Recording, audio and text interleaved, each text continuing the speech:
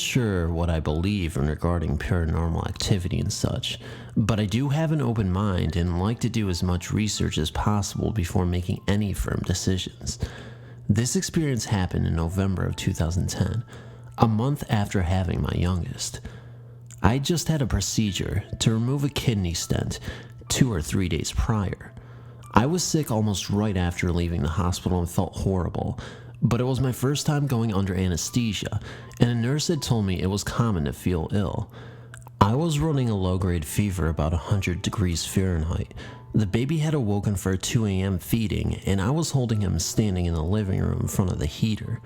I was chilled to the bone because of the fever, and feeling a bit dizzy.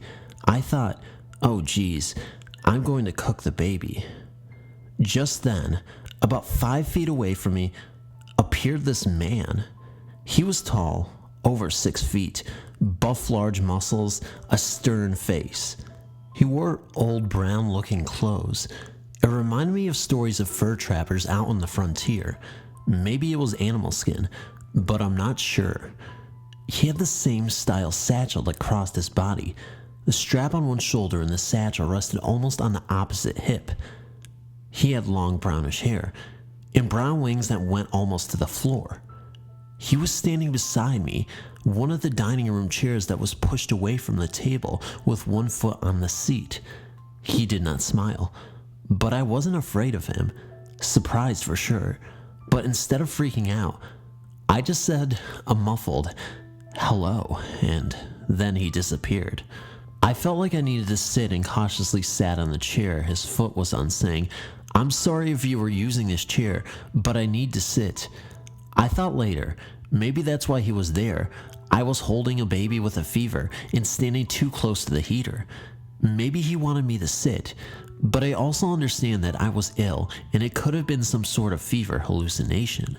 I did many internet searches trying to find out who this was, but I found nothing that matched. I suppose I was wondering if anybody else has ever seen a man like this, or may know who he is. Thank you for your time. I hope I described him well, but let me know if there are any further questions.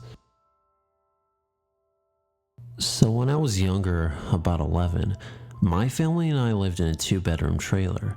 We had a small little hallway coming from the living room to the main room. My mom is Christian, and she listens to a Christian music radio station, and we would listen most of the time in car rides.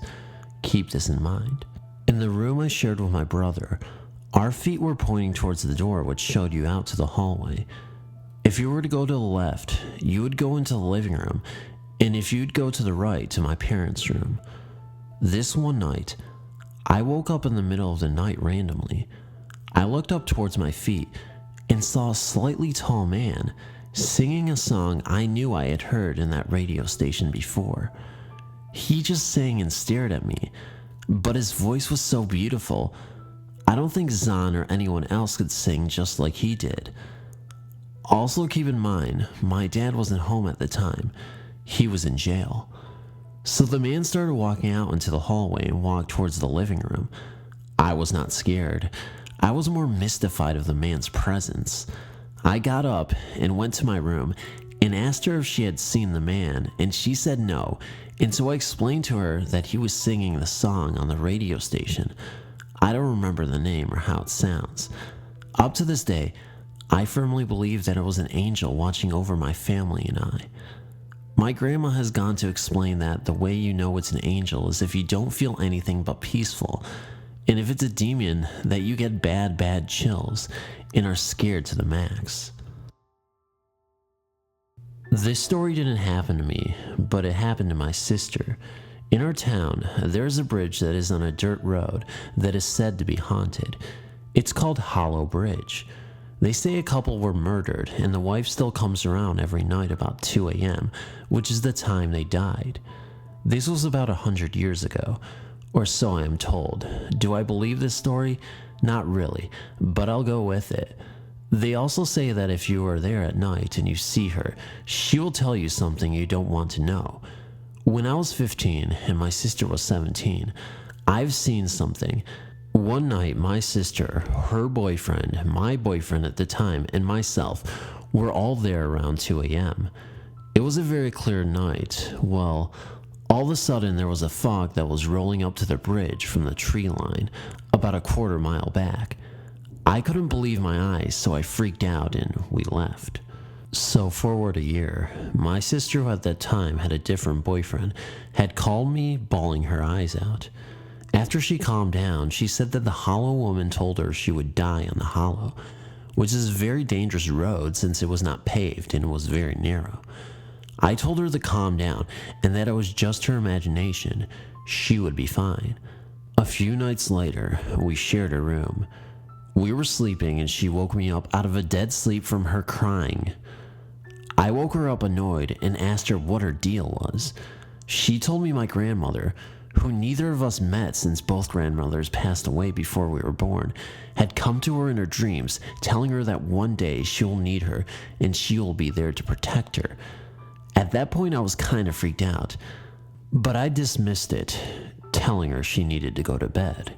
2 weeks after the dream, about 5 p.m., my brother comes rushing over to my friend's house, which was right behind our house, crying, and kept saying, "Amber, Amber, Amber." My sister, being a very rebellious child and into bad things with bad people, I asked, okay, what did she do now? It wasn't new that she had gotten picked up by the cops. He said she's in the hospital and that she was in a bad car accident on the hollow. I felt my color drain from my body. It felt like my soul left me. I dropped to my knees, remembering everything she had told me about the hollow and my grandmother.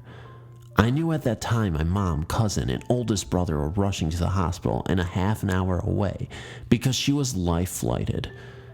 I grabbed my 2 younger brothers and held on to them for dear life. Thinking I could lose my sister, I wanted to be as close to them as possible.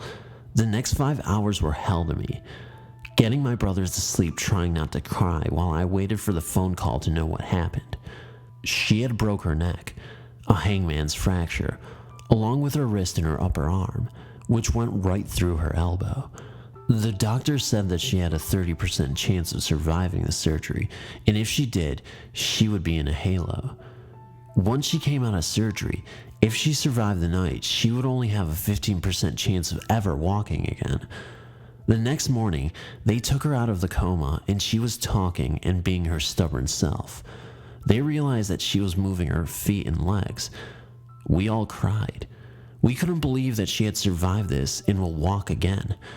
The doctors say she had a guardian angel on her shoulder that night because there is no medical reason as to why she should have survived. Almost 10 years later, she has a beautiful 8-year-old little boy. Yes, still has problems with her neck and arm, but has never went down that road again. That road is now paved in certain areas, and a very strict speed limit is attached to it. But still, to this day, I say that she was warned, and she had a loved one at her side that day. Sorry this was so long. I hope you enjoyed the story. First, as far back as I can remember, I've always been fascinated with the paranormal. When I was around 8, I believe, I started seeing a blue lady out of my bedroom window.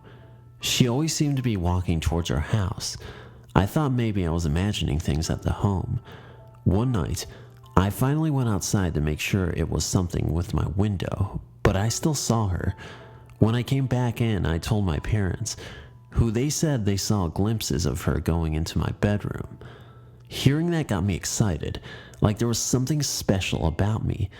But not long after I stopped seeing her, I do recall hearing my name a few times clearly, but no one was home. This blue lady had a majestic aura about her. A very serene, very peaceful and tranquil aura.